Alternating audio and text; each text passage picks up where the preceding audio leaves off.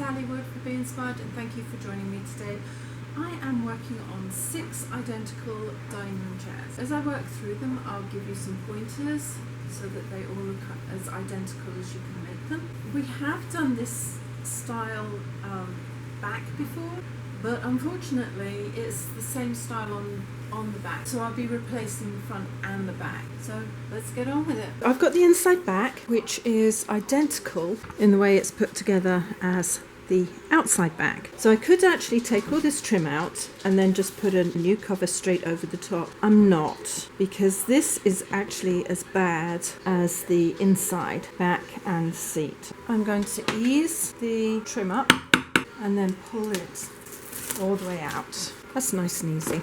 See, the staples are right in here, and I'm going to just hook them if I can. Some of them I've been able to, and others I can't. So I'm going to hook and pull, and if they don't come out, then I'll take the pliers and pull them out.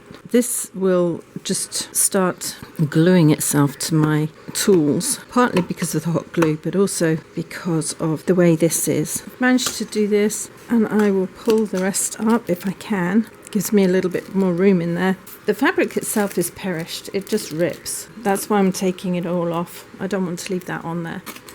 I'll cut bits off as I go. And I'll do the same on the outside back, because that's perished just as badly as the inside. These chairs weren't used very much, so it's really a shame that they've gone this way. Never mind. The best pliers to use are actually needle nose pliers, so you can ease them up. And then I actually use the normal pliers to pull them from here out. I seem to get a better grip and then ease. If not, I'll take the needle nose ones in and twist the staples until I can get them up. So it's really a combination. Whatever works for you to get these up, use it. But try to get all of them out. I'm trying to get some of the junk out there. If not, knock them down with a flathead screwdriver or I think it's called an owl, so long as they're not poking up. And always go from the inside out so you can guide. If you need to, put your finger along the edge so you don't wreck the side of the wood, because you must not do that. This is really hit and miss. Just take your time. You can do it that way,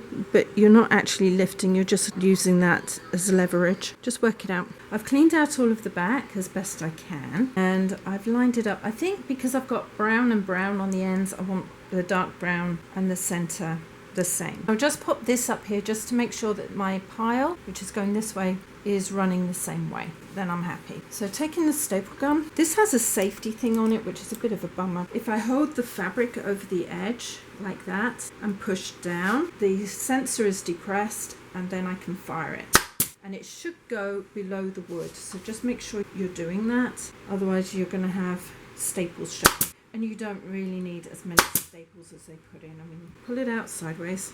I've got to pull it to the end here. Even it up and do the same here. So I've just made my way along the side here, like this, exactly the same way. When I get to the corner, I'm going to pull the corner slightly out, like that, so it follows the shaping. And again, just fill it in. Make sure you don't go over the ridge here. And then make your way around the other side. I have to turn this so I can get on that side. Now when you're doing the back side, I have to do it this way. So I'm going to push it in, depress it, and fire. Now if I can't, I have to pull this up like that, which sometimes I have to do. Helps if you pull the fabric, but then if you're not careful, you're going to have little ridges down, so I try not to do that. Once that's in place, just trim back, not too close to your staples. You need to be a little ways away, but not so close that you're cutting the wood either. So just bring it up a little bit, cut along, and then all you do is you push it in like that. Now for the most part, there wasn't very much damage. So get a wood crayon and colour it in. There's a bit more damage on this corner, but as I was pulling everything out, it was just doing its own thing. There we go. I think that's probably it. These repair kits are really quite useful. I'm now going to put the trim on. What I've done is I've cut back any tails of threads. You don't need those. I've also cut it at an angle. It's slightly over the edge of the piping, and I am just going to start here on the corner with the hot glue. quite a bit in actually to start off with, but make sure you go down. So I'm just going nearly halfway. I'm going to roll that in like this. So everything's there. And then with a pin, if I can find one, I'm just going to make sure that those threads at the top there are also in and down. This is really important. I hadn't actually done my trims like this before. I usually do a join in the middle, but I rather liked the way they had the trim on this one. And then just carry on going round. When you get to the corners, just make sure you put quite a bit of glue in there as you go around, but not too far, because I need to square the corner off as I put it in and secure it. This is when you notice if there's any staples, and if there are, go back and take them out. The glue will hold everything. There we go. And I'll just carry on going on round. Now I'm going to cut this about 1/4 inch over the side like this. And then I'm going to peel back the seam about 1/2 inch. Once that's done, I'm going to cut that back level with the side here, pull that across, and just trim off a little bit of an angle at the base there.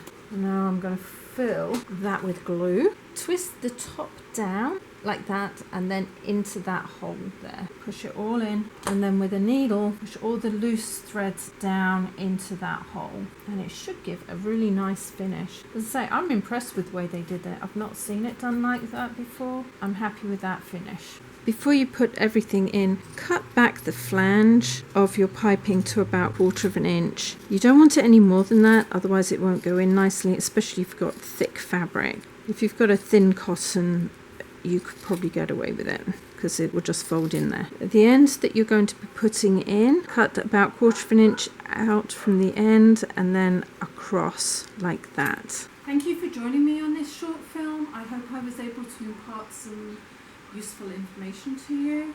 Just remember, if you're doing something with a pile, to make sure the pile always goes the same way, whether it's across the fabric or down. If you want to see more from me, please subscribe and hit the bell button, and a few thumbs up would be absolutely brilliant. And in the meantime, see you later. Take care. Ciao.